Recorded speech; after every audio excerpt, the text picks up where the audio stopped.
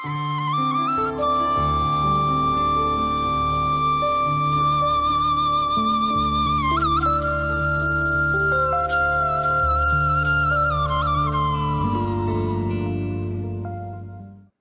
உறவுகளே, நான் உங்கள் லோதி. இன்றைய தினம் காணொலியில் என்ன பார்க்க போகிறோம் என்று சொன்னால், காச நோய் தினத்தை முன்னிட்டு பருத்தித்துறை ஆதார வைத்தியசாலையில் ஒரு கருத்தரங்கு ஒன்று இடம்பெற்றது. எங்களுக்கு காச நோய் என்றால் என்னன்றது ஒரு சாதாரணமாகத்தான் தெரியும். அது சம்பந்தமான முழு விளக்கங்களும் தெரியாது. வைத்திய அதிகாரிகள் இது சம்பந்தமாக விளக்கமாக என்னென்னு சொல்லி தெளிவாக எங்களுக்கு இவ்வளவு விஷயம் இருக்குதா என்பதைத்தான் கூறுகிறோம். அதைத்தான் நாங்கள் காணொலியில் பார்க்க போகிறோம். நிகழ்வுக்கு வரவேற்கக்கூடிய அனைவரையும் நாங்கள் வரவேற்கிறோம். சர்வதேச காசநோய் தினத்தை முன்னிட்டு பருத்தித்துறை ஆதார வைத்தியசாலைகளுடைய தடுப்பு பிரிவு மருத்துவ விடுதிகளான விடுதி இலக்கம் 6, விடுதி இலக்கம் 9 மற்றும் எமர்ஜென்சியில் இணைந்து நடாத்தும் ஒரு விழிப்புணர்வு தொடர்பான கருத்தரங்கு. அந்த வகையில் இந்திய நிகழ்வுக்கு கருத்தரங்கு பற்றிய விழிப்புணர்வு பற்றிய உரையாற்றுவதற்காக இங்கு வந்திருக்கக்கூடிய மதிப்புக்குரிய வைத்திய நிபுணர்கள் வைத்திய கலாநிதி டாக்டர் சத்யமூர்த்தி சார் நாங்கள் வரவேற்றுக் கொண்டு உலகத்திலேயும் நாங்கள் விளையாடியம் அதாவது விலங்குகளை தாயக வீதம் மற்றும் மலேரியா என்பவற்றை வெற்றி கொண்டுள்ளது. அதனைத் தொடர்ந்து விளையாட்டு அபிவிருத்தியை நோக்கி தற்போது பெரிய சவாலாக இருப்பது காசநோய். இந்த காசநோய் தற்பொழுது நாட்டில் அதிகரித்து வருகின்றது. யாழ் மாவட்டத்தை பொறுத்தவரையிலே ஒவ்வொரு வருடமும் சராசரியாக 250 நோயாளர்கள் பதிவு செய்யப்பட்டிருக்கிறார்கள் காசநோய் தொடர்பாக. எனினும் பதிவு செய்யப்படாத இனங்காணப்படாத நோயாளர்களாக 100 முதல் 110 வரை ஒரு மதிப்பீடு சொல்லப்படுகின்றது. எனவே இந்த நோய்களை கட்டுப்படுத்தும் மூலமாகவும் சொல்லுவார்கள், வெள்ளம் இறக்க முன்னால் அணை கட்ட வேண்டும். வெள்ளம் வந்தால் அந்த அணையை பாயக்கூடாது. நாங்கள் காசநோய் விளக்க முன்னால் என்ன செய்யணும்? காசநோய் வந்தால் அதை எவ்வாறு கட்டுப்படுத்து, எவ்வாறு கட்டுப்பாட்டுக்கு கொண்டு வர வேண்டும், எவ்வாறு மருத்துவம் செய்ய வேண்டும் என்ற தொடர்பாக எங்களுடைய வைத்தியர்கள் இங்கு வருகிறார்கள். முதலில் உரையாற்றுவதற்காக இங்கு வருகின்றக்கூடிய பொது வைத்திய நிபுணர் வைத்திய கலாநிதி சத்யமூர்த்தி சார் அவர்களை அன்பாக அழைக்கின்றோம்.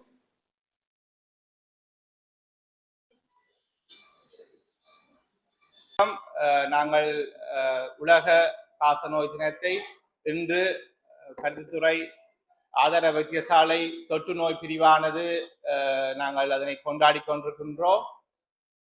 உண்மையாக உலக காசநோய் தினமானது 24ஆம் தேதி பங்குனி மாதம் ஒவ்வொரு வருடமும் உலக ரீதியில் கொண்டாடப்படுகின்றது. ஏன் இதற்கு நாங்கள் இவ்வளவு முக்கியத்துவம் கொடுப்போம் என்று யோசிக்கின்றோம். நீங்கள் யோசிப்பீர்கள், ஏன் முக்கியத்துவம் கொடுக்கின்றோம்? இப்ப காச நோயானது ஒரு கொடிய ஒரு பாக்டீரியா தொற்று நோயாகும். இது ஒவ்வொரு மனிதனிலிருந்து மற்றவருக்கு பரவக்கூடிய நோய். இதன் வரலாற்றை நோக்குவோமானால் 4000 வருடங்களுக்கு முன்பு எகிப்திலும் 3000 வருடங்களுக்கு முன்பு இந்தியாவிலும் நோயின் தாக்கமானது கண்டறியப்பட்டுள்ளது. ஆக உங்களுக்கு தெரியும் எவ்வளவு காலமாக இந்த நோயானது மக்கள் மத்தியில் உள்ளதுன்னு சொல்லி. உலகளாவிய ரீதியில் பார்த்தோமானால் தற்போதைய நிலையின்படி காவாசிக்கு மேலான மக்களிடம் நோயானது காணப்படுகின்றது. அத்தோடு WHO கூறியுள்ளது 10 மில்லியனான, அதாவது உலக சுகாதார அமைப்பின் அறிக்கையின்படி 10 மில்லியன் மக்கள் ஒவ்வொரு வருடமும் இந்நோயினால் பாதிக்கப்படுகின்றார்கள். இதன் மூலம் எமது ஒரு நாடுகள் சுகாதார அமைச்சுக்களுக்கு பெரிய ஒரு சுமையாக உள்ளது. நோயாளிகளை காப்பாற்றல் வேண்டும், மருந்துகள் செய்ய வேண்டும். எமது ஒரு நோயாளர் சமூகம் நோயாளர் கூடும் போது அது ஒரு நாட்டுக்கு ஒரு பாதிப்பாக உள்ளது. இலங்கையும் தெற்கு விதிவிலக்கல்ல.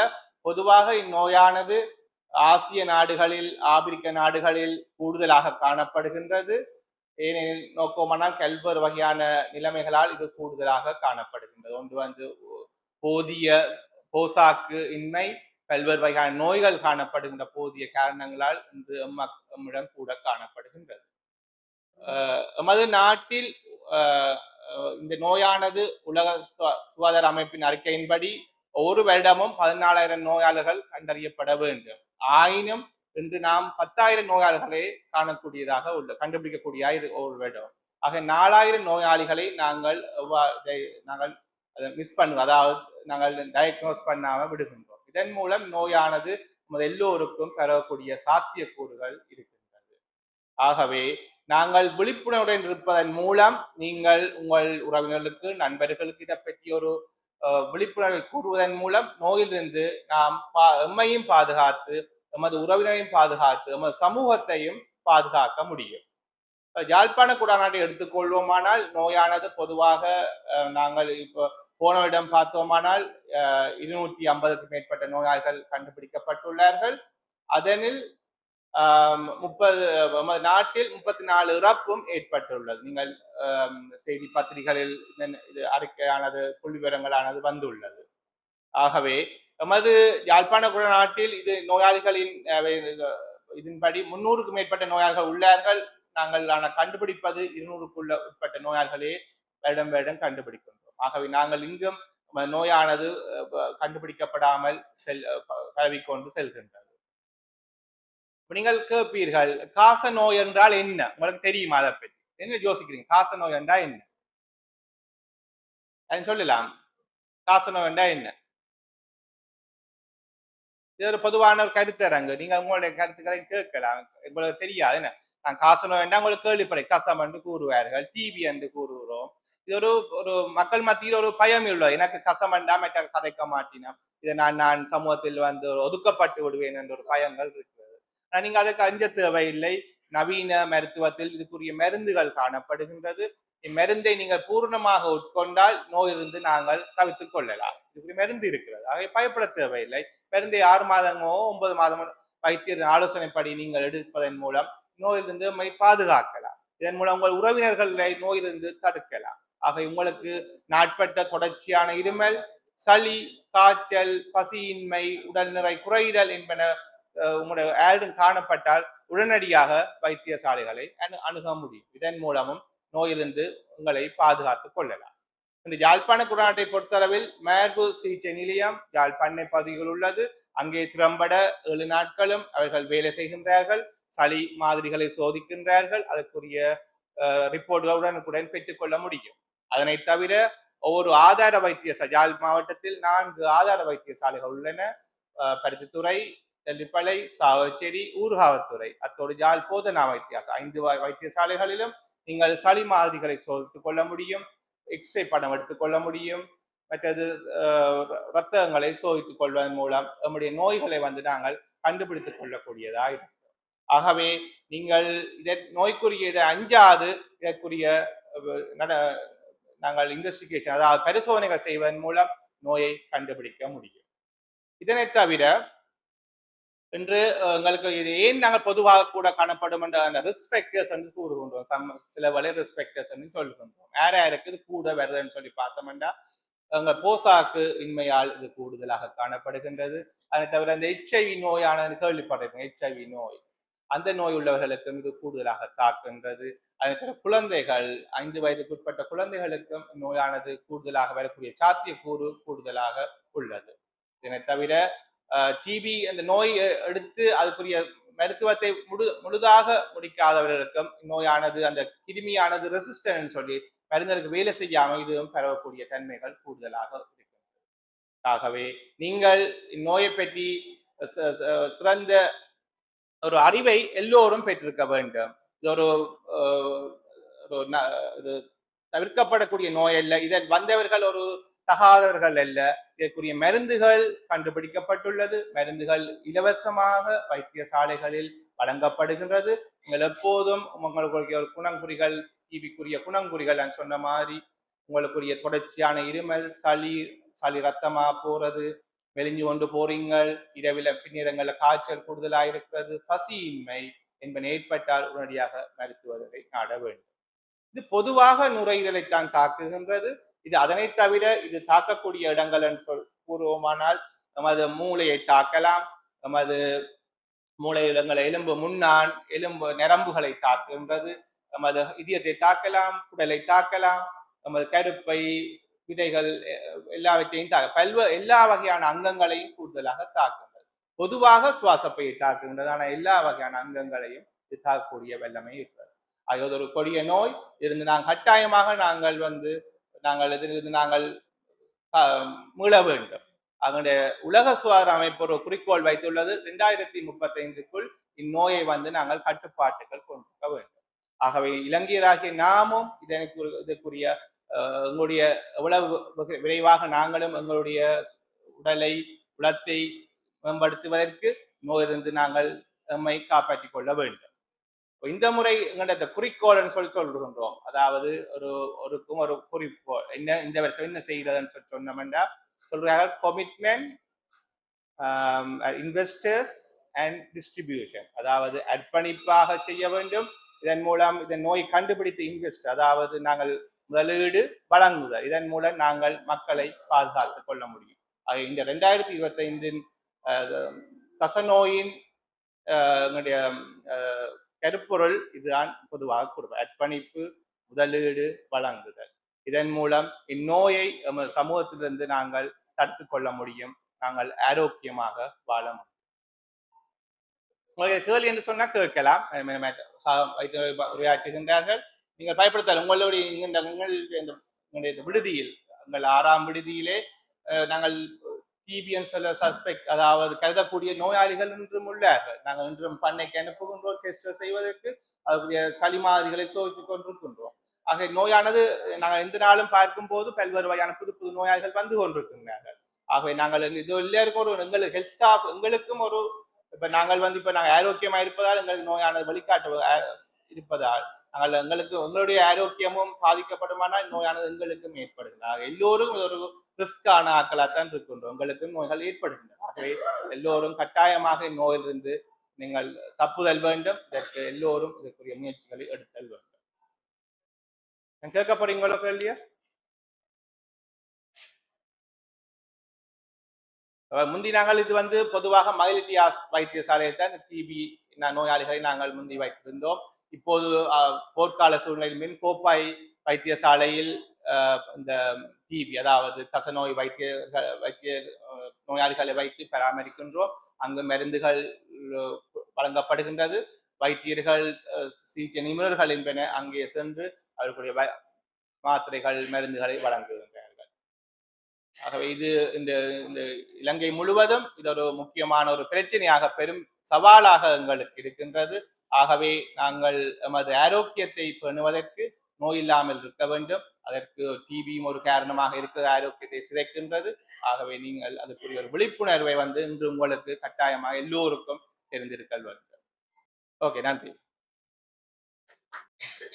சிறந்த முறையிலே கருத்துரைகளை வழங்கி சென்ற நமது வைத்தியசாலையினுடைய பொது வைத்திய நிபுணர் வைத்திய கிராந்தி சத்தியமூர்த்தி சார் அவர்களுக்கு இந்த நேரத்தில் நன்றிகளை கூறிக்கொண்டு, இந்த நேரத்திலே நாங்கள் ஒரு நன்றியை தெரிவிக்க விரும்புகின்றோம். உண்மையில் இன்றைய நிகழ்வுக்கு மட்டுமல்லாமல் அதோடு இந்த விடுதி புனரமைப்புக்காக என்னுடைய ஆர்பி இன்சூரன்ஸினுடைய நிறுவனத்தினர் 25,000 ரூபாவை விடுதிக்காக நன்கொடையாக இன்று வழங்க இருக்கின்றார்கள்.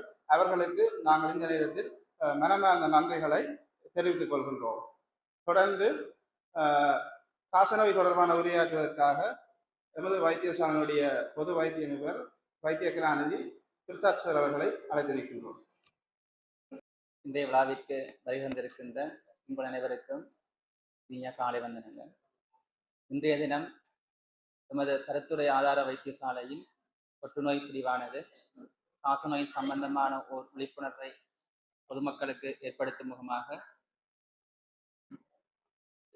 விடுதி இலக்கம் 6 இன்று நாம் கூடியிருக்கின்றோம். அந்த வகையிலே காசநோய் சம்பந்தமான ஒரு சிறிய தகவல்களை உங்களுக்கு பகிர்ந்து கொள்வதில் நான் மகிழ்ச்சி அடைகின்றேன். அந்த வகையிலே காசநோய் என்று சொல்லப்படுவது பிரதானமாக சுவாசப்பையை தாக்குகின்ற மைக்கோபாக்டீரியம் டியூபர்குலோசிஸ் என்று சொல்லப்படுகின்ற பாக்டீரியாவினாலே ஏற்படுகின்ற ஒரு நோயாகும். இது பிரதானமாக சுவாசப்பையை தாக்குதல் மட்டுமல்லாது உடலினுடைய பிற அங்கங்களையும், அதாவது மூளை, முள்ளந்தண்டு அண்ட் சிறுநீரகம் அண்ட் எங்களுடைய உடலிலே காணப்படுகின்ற உறுப்புகளான பெரிட்டோனியம் என்று சொல்லப்பட்ட வயிற்று பகுதியிலே காணப்படுகின்ற பகுதிகளிலையும் அண்ட் எக்ஸ்ட்ரா பல்மரி டிபி என்று சொல்லப்படுகின்ற சுவாசப்பைக்கு வெளியே காணப்படுகின்ற புளூரல் பகுதியிலேயும் புளூரல் டிபி என்று சொல்லப்படும் இடத்திலேயும் தாக்குகின்றது. இந்த அடிப்படையிலே காசநோய் என்று நாம் எந்தெந்த நோயாளிகளை அடையாளம் காணுகின்றோம் சொன்னால், பொதுவாக நோயாளிகள் விடுதிகளிலே 2-3 கிழமைகளுக்கு மேற்பட்ட இருமல், மற்றது பசியின்மை, உடல் மெலிவு, இருமும் போது நெஞ்சு நோவு, அது இருமும் போது இரத்தம் வெளியேறுதல் போன்ற அறிகுறிகளுடன் அனுமதிக்கப்படுகின்ற பொழுது நாம் இந்த காசநோய் பொதுவாக இருக்கலாம் என்று சொல்லி நாம் சந்தேகிக்கின்றோம். உதாரணமாக காசநோய் ஒருவருக்கு உறுதிப்படுத்தப்படுகின்ற பொழுது அந்த காசநோயானது 2 வகையில் இருக்கும். ஒன்று ஆக்டிவ் டியூபர்குலோசிஸ், அதாவது பரவக்கூடிய தன்மையுடைய காசநோய். மற்றது லேட்டன்ட் டியூபர்குலோசிஸ் என்று சொல்லுவார்கள். இந்த ஆக்டிவ் டியூபர்குலோசிஸ் ஆனது தான் ஒருவரிலிருந்து இன்னொருவருக்கு இருமும் போதும் அல்லது தும்மும் போதும் மற்றவர்களுக்கு பரவுகின்றது. இவர்கள் கட்டாயமாக அறிகுறி உடையவர்களாக இருப்பார்கள். இந்த லேட்டன்ட் டியூபர்குலோசிஸ் என்று சொல்லப்படுகின்றது கூட மற்றவர்களுக்கு பரவக்கூடியது தான். இருப்பினும் அவர்களிலே ஆக்டிவ் டியூபர்குலோசிஸ் இருப்பவர்கள் கூட அறிகுறிகள் பெரிதாக இருப்பதில்லை. இந்த காசநோயானது எல்லோருக்கும் ஏற்படும், அதாவது ஆண் பெண் வேறுபாடின்றி அனைவருக்கும் ஏற்படக்கூடியது. அதே மாதிரி சிறுவர் தொடக்கம் வயது வந்தவர்களுக்கும் அனைவருக்கும் ஏற்படக்கூடிய ஒரு நோயாகும். இருப்பினும் சில நோயாளர்களுக்கு, உதாரணமாக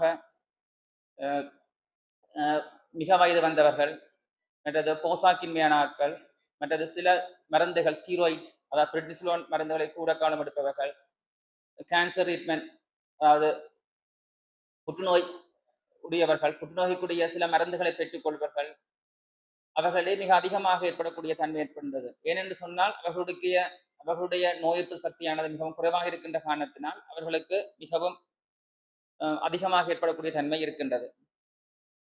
அதே போல இப்ப காசநோய் சம்பந்தப்பட்ட அறிகுறிகளுடன் ஒருவர் எங்களை சிகிச்சைக்கு அனுமதிக்கப்படுகின்ற பொழுது, பொதுவான மருத்துவ உடைகளிலே அனுமதிக்கப்படுகின்ற பொழுது நாம் பிரதானமாக சில இரத்த பரிசோதனைகள் செய்கின்ற பொழுது, எக்ஸ்ரே எடுக்கின்ற பொழுது எக்ஸ்ரேல சில குறிப்பிட்ட சேஞ்சஸ் இருக்கும் என்று சொன்னால், அல்லது அவர்களுக்கு இரத்த பரிசோதனை ESR சொல்லுகின்ற பொழுது அது மிகவும் அதிகமாக இருக்கும் என்று சொன்னால், மேலதிக சிகிச்சைக்காக, அதாவது ஸ்பியூட்டம், அவருடைய சளி பரிசோதனைகளை செய்வோம் 3 நாட்களுக்கு.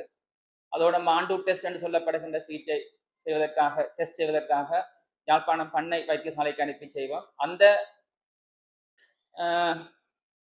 இரத்த ரிப்போர்ட்டுகள், மற்றது எக்ஸ்ரே ரிப்போர்ட், மற்றது இந்த மேலதிக சளி பரிசோதனைகள் மூலம் உறுதிப்படுத்தப்படுகின்ற பொழுது அவர்களுக்கு உரிய சிகிச்சை முறைகளை நாங்கள் மேற்கொள்ள வேண்டியிருக்கு.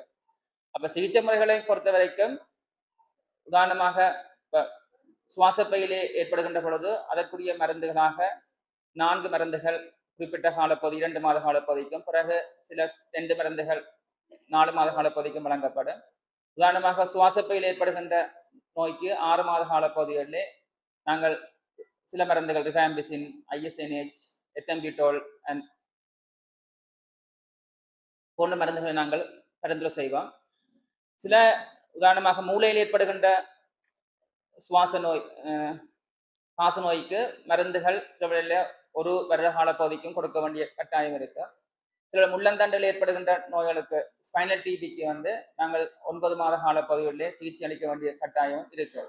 அப்ப ஒரு நோயாளிக்கு காசநோய் என்று சந்தேகித்து அவர்களுக்கு பரிசோதனைகள் மேற்கொள்ளப்பட்டு காசநோய் உறுதிப்படுத்தும் இடத்து அவர்களுக்குரிய மருந்துகள், என்னென்ன மருந்துகள் எவ்வளவு காலம் கொடுக்க வேண்டியது என்பது வைத்திய ஆலோசனையின்படிதான் தீர்மானிக்கப்படும். உதாரணமாக உங்களுக்கோ அல்லது உங்களுடைய உறவினர்களுக்கோ அல்லது அயலவர்களுக்கோ காசநோய் உறுதிப்படுத்தப்பட்டு அவர்களுக்கு இவ்வளவு காலம் மருந்து குடிக்க சொல்லப்படுகின்ற பொழுது கட்டாயமாக அந்த மருந்துகள் எடுக்க வேண்டும். ஏனெனில் சில பேர் உதாரணமாக உங்களுக்கு தெரியும், நோமலான, அதாவது சாதாரண காய்ச்சலோட வைத்தியசாலையில் அதிகரிக்கப்படுகின்ற பொழுது நாங்கள் ஒரு 1 week 5 days ஆன்டிபயோட்டிக் கொடுத்தாலும் பொதுவான மக்கள், இப்போ டயபெட்டிக்கோ ப்ரெஷரோ கொலஸ்ட்ரால் கூட கிளினிக்கில் மருந்துகள் எடுத்தாலும் அது எடுக்கிறதில்லை.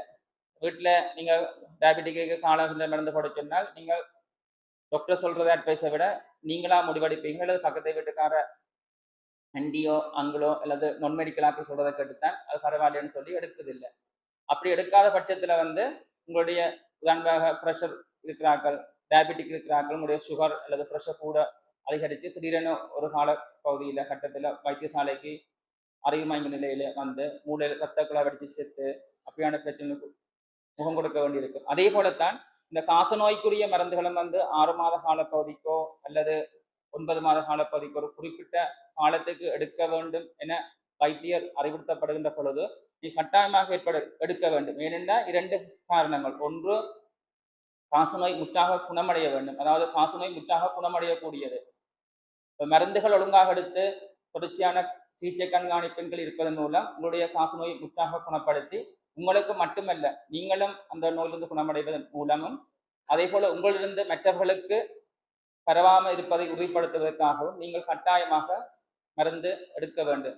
உதாரணமாக நீங்கள் மருந்தெடுக்காமல் விட்டால் என்ன நடக்கும்னு சொன்னால் அந்த காசநோய் உங்களிலிருந்து குணப்படுத்த இல்லாமல் போகும். அதே நேரத்தில் வந்து ஒரு மாசத்துக்கு மருந்து எடுத்துட்டு நீங்க ஒரு மாசம் மருந்து எடுக்காம விட்டீங்கன்னா திருப்பி ரீஆக்டிவேஷன், அதாவது இன்னொருக்கா திருப்பி காச அறிவுகள் ஏற்படுத்தப்பட்டு திருப்பி அவ்வளவு டெஸ்ட்களும் செய்து திருப்பி உங்களுக்கு காசநோய்க்குரிய மருந்துகள் வழங்கப்படும். அந்த மருந்துகள் ஆரம்ப கட்டத்துக்கு வழங்கப்படுகின்ற மருந்துகள் போல் இல்லாமல் வேற மருந்துகள் கம்ப்ளெக்ஸ் ஆன ட்ரீட்மெண்டாக இன்னும் லோங்கர் டியூரேஷனுக்கு complex and long duration of ட்ரீட்மெண்டாக தான் அது இருக்கு. அது வந்து அந்த காசநோய் ஏற்படுத்துகின்ற பாக்டீரியா மைக்ரோபாக்டீரியம் டியூபர்குலோசிஸ் அந்த மருந்துகளுக்கு வந்து ரெசிஸ்டண்ட்டாக ஃபார்ம் பண்ணி அது உங்களுக்கு ரெசிஸ்டன்ட் டிபி என்று சொல்லி வகையில் அடங்கி அது மிகவும் குணப்படுத்துவதற்கு கஷ்டமாகத்தான் இருக்கும்.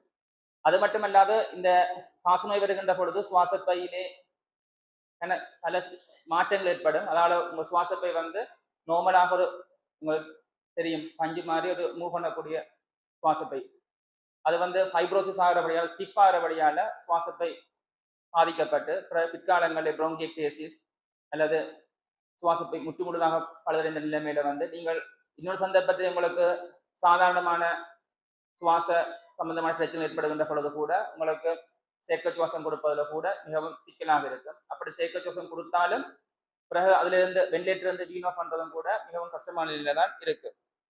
அப்ப இந்த அடிப்படையில பார்க்கின்ற பொழுது அப்ப காசநோய் ஏற்படுகின்ற பொழுது அதை கண்டுபிடிக்கிறதும் அதற்குரிய பரிசோதனைகள் மேற்கொள்வதும் சிகிச்சை அளிப்பதும் எங்களுடைய வைத்தியர்களுடைய கடமை. அதற்குரிய மருந்துகளை பெற்றுக்கொள்வதும் அந்த மருந்துகளை ஒழுங்காக எடுப்பதும் உங்களுடைய கடமை. அது மட்டுமல்ல, இப்ப சில பேர் வீட்டில் தனி இருக்கிறார்கள், சரியான வயசு போனாக்கள், பிள்ளைகள் வெளிநாட்டில் இருக்கிற பொழுது ஒழுங்கா மருந்தெடுக்காத பட்சத்துல வந்து பொது சுகாதார வைத்தியர்கள் வைத்திய அதிகாரிகள் அதாவது MOH அடுத்த பப்ளிக் PHI மாருடைய உதவியுடன் அவர்களுக்கு வந்து டாட்ஸ் டைரக்ட் ஒப்சர்வேஷன் ட்ரீட்மெண்ட் என்று சொல்லி ஒவ்வொரு நாளும் அவர்கள் மருந்தெடுக்கிறார்கள் என்பதை பரிசோதிப்பதற்காக கள விஜயங்களை மேற்கொண்டு அவர்கள் மருந்தெடுப்பதை உறுதி செய்து கொள்வார்கள். சில வேளைகளிலே இந்த கோப்பாய் வைத்தியசாலையிலே உங்களை அனுமதித்து அங்கே அவர்களுக்குரிய ஆக்டிவ் ட்ரீட்மெண்ட் சர்வேலன்ஸை வந்து மேற்கொண்டு நீங்கள் மருந்தெடுப்பதை உறுதிப்படுத்தி கொள்வார்கள். ஏனென்று சொன்னால் ஒன்று உங்களுடைய வருத்தம் குணமாக வேண்டும் என்பதற்காகவும், மற்றது ரீஆக்டிவேஷன் அதாவது வந்து ரெசிஸ்டன்ட் டிபியை தவிர்ப்பதற்காகவும், இன்னொரு சந்தர்ப்பத்திலே டிபி காசநோய் வருகின்ற பொழுது ரீஆக்டிவேஷன் ஆஃப் டிபி வரைக்கும் ரெசிஸ்டண்டா வந்து மல்டிரக் ரெசிஸ்டன்ட் டிபியா போவதை தவிர்ப்பதற்காகவும். அது இன்னொரு முக்கியமான விஷயம். இப்ப ஒரு காசநோய் வருகின்ற பொழுது நீங்கள் ஒரு பயம் ஒன்று இருக்கும், காசநோய் ஒருவருக்கு இன்னொருத்தருக்கு பரவுமா. கட்டாயமாக ஆக்டிவ் டிபி இருக்கின்ற பொழுதும் கூட ஒரு காசநோய் அறிவு இருப்பவர்கள் இருந்து மற்றவர்களுக்கு இருமும் போதும் துன்பும் போதும் அந்த துகள்கள் மூலமாக பரவக்கூடிய சந்தர்ப்பம் இருக்கும். அந்த சந்தர்ப்பங்களில் அவங்க உதாரணத்துக்கு ஒரு வோட்ல ஒரு டிவி பேஷண்ட் சந்தேகிக்கின்ற பொழுதோ அல்லது உறுதிப்படுத்தப்பட்ட பேஷண்டையோ நாங்கள் வைக்கின்ற பொழுதோ ஐசோலேட் பண்ணப்பட்டதோ அதை வந்து தனிமைப்படுத்தி தான் வச்சிருப்போம். அவர்களுக்கு வந்து மாஸ்க் வந்து கொடுத்திருப்போம். ஏனென்று சொன்னால் ஒருவரிடமிருந்து இன்னொருவருக்கு பரவாமல் இருப்பதை தடுப்பதற்காக.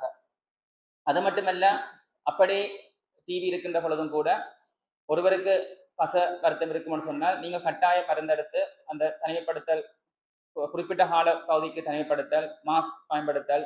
இப்போ நோமலாக கூட வந்து இப்போ இங்கே இருக்கிறார்கள்லேயும் வந்து சில வழியில் வந்து ஆக்டிவ் டிவி இல்லாமல் லேட்டன் டிவி மேபி இருக்கலாம். அப்போ நீங்கள் இருமும் போதும் துன்பும் போதும் ஒரு தனிநபர் சுகாதார நடைமுறைகளை பின்பற்றணும்.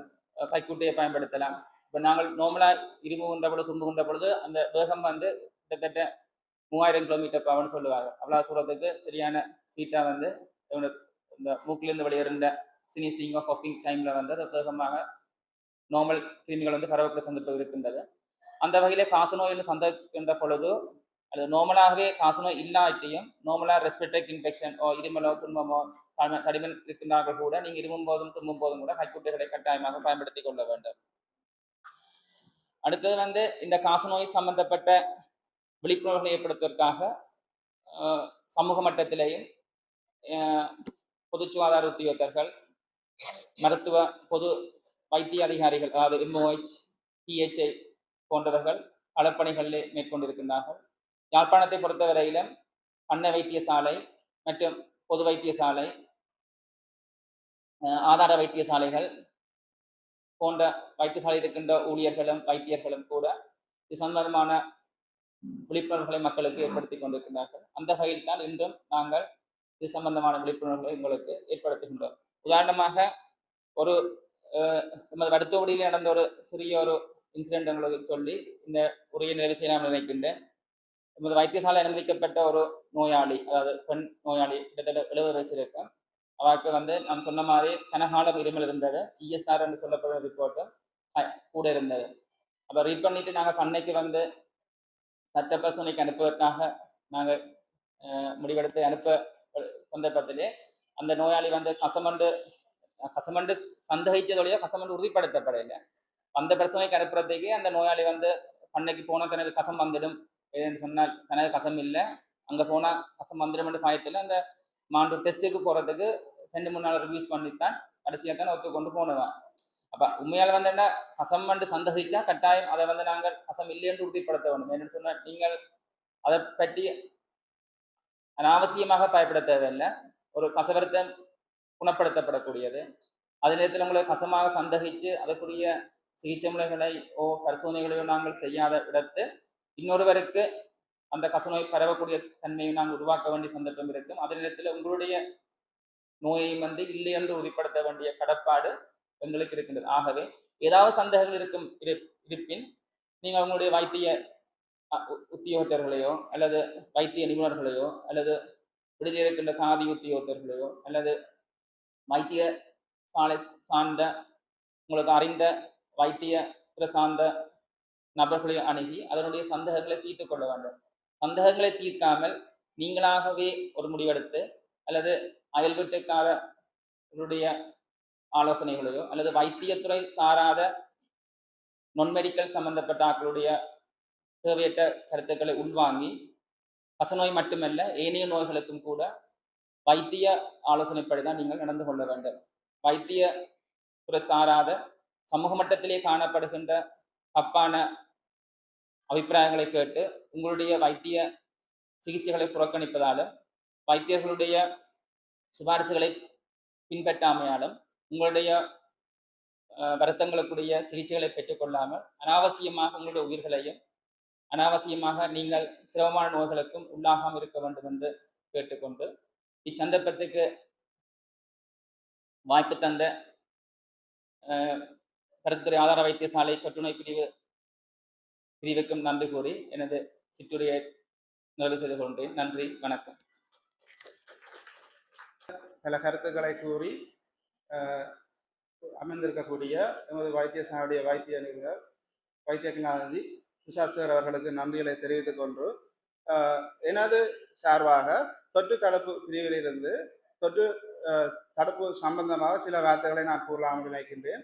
இந்த மைக்கோபாக்டீரியம் டியூபர்குலோசிஸ், அதாவது இந்த காசநோயை உண்டாக்கக்கூடிய டியூபர்குலோசிஸ் வந்து சூரிய ஒளியிலே அந்த கிருமி அழியக்கூடிய தன்மை இருக்கின்றது, அல்லது இந்த தன்மை அதாவது வீரியம் குறையக்கூடியதாக இருக்கின்றது. அதே போன்று அப்போ மற்றது காற்றோட்டம் வந்து கூடுதலாக தேவைப்படுகின்றது. உங்களோட வீடுகளாக இருந்தாலும் சரி என்னவா இருந்தாலும் சரி காற்றோட்டத்தை கூடுதலாக ஏற்படுத்தி கொள்ள பாருங்கோ. அதாவது அதற்கான அந்த அப்படி இருக்கக்குள்ள வந்து அந்த தொற்று ஏற்படுற சந்தர்ப்பங்கள் வந்து குறைவாக இருக்கும். அதே நேரத்தில் நீங்கள் சொராக கூறியிருக்கேன், மாஸ்கை போடுங்கோ. கையை கழுவைக்குள்ள சும்மா சோப்பை போட்டு கழுவினா காணாது. சோப்பை போட்டுட்டு ஒரு 20 செகண்டாவது நீங்கள் தேய்க்கணும். கையை தேய்ச்சாத்தான் அதில் இருக்க கிருமி சாகும். நீங்கள் உடனே போட்டீங்கன்னா என்ன செய்ய மாட்டா சாகும். உதாரணத்துக்கு எல்லாரும் மெலோத்தியன் போடுறீங்க தெரியும். எறும்பை பார்த்தா என்ன செய்யும்? உடனே துடிக்கும், சாகாது. ஒரு குறிப்பிட்ட நேரத்துக்கு அப்புறம் சாகும். அப்போ அதே போல நீங்க என்ன செய்யணும்னா கையுக்கு வடிவ சவகாரத்தை போட்டுட்டு ஒரு 20 செகண்டாவது தேய்க்கணும். படிவா எல்லா இடம் தேய்ச்சாதான் அதில் உள்ள கிருமி சாகும். அதே போல நீங்க சோப்புக்கா வந்து தண்ணி கலந்தோ, ரின்சோக்க தண்ணி கலந்தோ, லைசோலுக்க தண்ணி கலந்தோ வைக்கக்கூடாது. வச்சாது 24 மணி நேரத்துக்கு மேல அது என்ன செய்யும் என்று சொன்னா சூடோமோனாஸ் அதுக்கு வளருதுன்னு சொல்லி ஆய்வுகள் கண்டுபிடிக்கப்பட்டிருக்கு. அப்ப ஒரு பதார்த்தத்துக்கு தண்ணி கலந்தால் 24 மணி நேரத்துக்கு மேல பாவிக்க கூடாது. நீங்க தண்ணி கலக்காம உடனடியாக அதை பாவிக்க வேணும் என்று எனது கோரிக்கையை இந்த நேரத்திலே வேண்டிக் கொண்டு நீங்க உங்களோட வீடுகளையும் சுத்தமாக வைத்துக் கொள்ளுங்கள். டிவி மட்டுமல்ல, டெங்கு மற்றது அந்த எலிக்காய்ச்சல், அதே போன்று உன்னிக்காய்ச்சல் போன்ற வருத்தங்கள் ஏற்பட்டு வருகின்றது. அந்த உன்னிக்காய்ச்சல் எல்லாம் உண்மையில அந்த விலங்கு மட்டுமில்ல சருகுகள் எல்லாம் அந்த கிருமிகள் வாழுது என்று சொல்லிடும். அப்ப அதுகளெல்லாம் வடிவா நீட்டா வச்சிருந்தீங்கன்னு சொன்னா அந்த வருத்தங்கள் எல்லாத்தையும் நாங்கள் தவிர்த்துக் கொள்ளலாம் என்று கூறிக்கொண்டு எனது ஆலோசனையை நிறைவு செய்து இந்த நிகழ்வுக்கு வருகை வந்திருக்கக்கூடிய எங்களுடைய சாதிய பரிவாரகி அவர்கள் காசநோய் தொடர்பாக சிறு உரையாற்றுவார். அனைவருக்கும் இந்நேர வந்தனங்கள். எனக்கு முன்பு கூறிய வைத்திய நிபுணர்கள் ஐசிஎன்ஓ அவர் கூறியது போல நாங்கள் காசநோய் மட்டுமில்லை அனைத்து நோய்களிலிருந்தும் நாங்கள் பாதுகாக்கப்பட வேண்டியவர்களாக இருப்பதனால் எங்களுடைய சுகாதார நடவடிக்கைகள்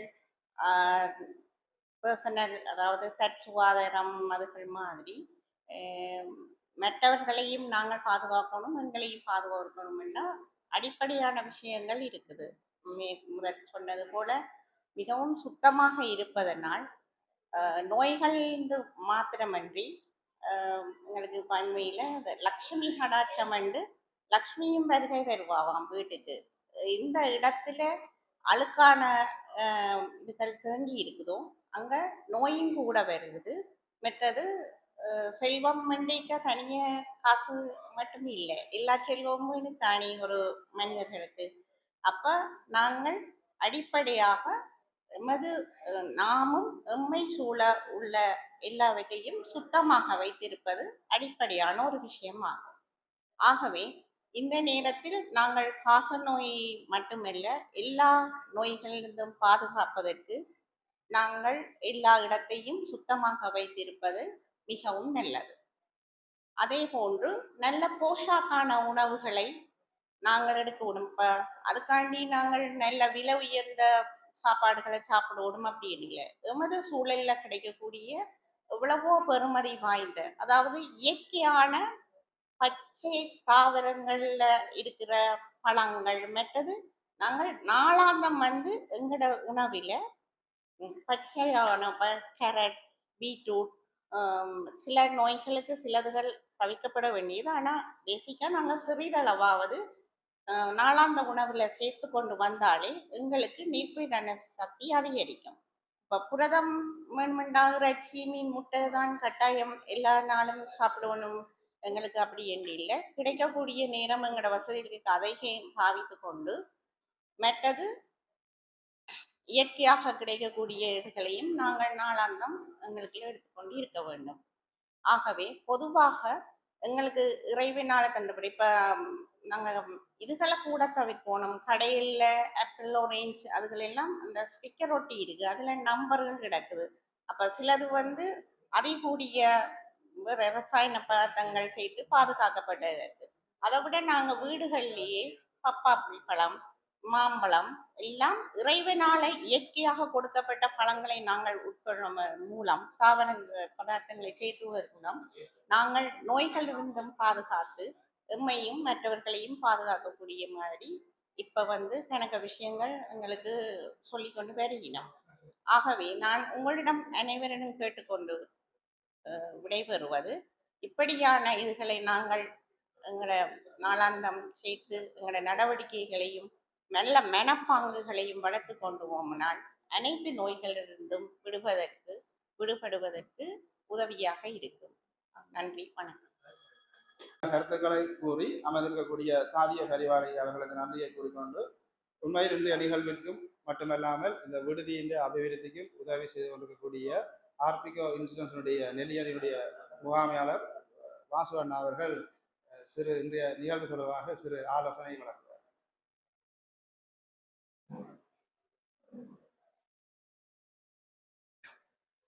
அனைவருக்கும் வணக்கம். இன்றைய தினம் நடந்த நிகழ்விலே என் டாக்டர்ஸும் உங்களுக்கு நிறைய அறிவுரைகளை கூறினார்கள்.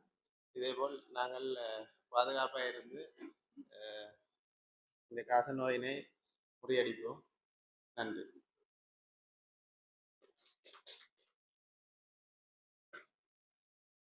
ஆர்பிகோ இன்சூரன்ஸுடைய முகாமையாளர்களுக்கு நன்றியை கூறிக்கொண்டு இன்றைய நிகழ்வுக்கு வருகை தந்து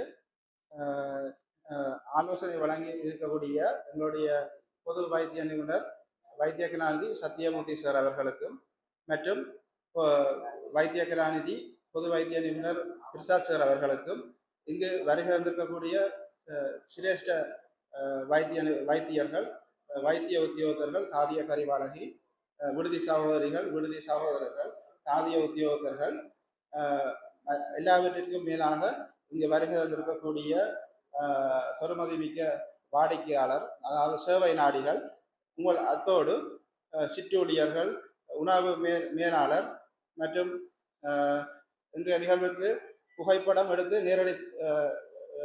நேரடியாக இந்த வர்ணனை வழங்கி கொண்டிருக்கக்கூடிய மீடியா உத்தியோகத்தர்கள் அவர்களுக்கு நன்றிகளை கூறிக்கொண்டு எல்லாவற்றிற்கும் மேலாக இவ்வளவு பொருளாதாரத்தின் மத்தியிலும் எங்களுக்கு உதவி செய்து இன்றைய நிகழ்வுக்கு அனுசரணை வழங்கிய ஆர்பிகோ இன்சூரன்ஸினுடைய நெல்லியடி கிளைக்கு எமது வைத்தியசாலை தொற்று தடுப்பு பிரிவு சார்பாகவும் விடுதி 6 மற்றும் 9 மற்றும் அவசர சிகிச்சை பிரிவு சார்பாகவும் மனமார்ந்த நன்றிகளை தெரிவித்துக் கொள்கின்றோம். நன்றி.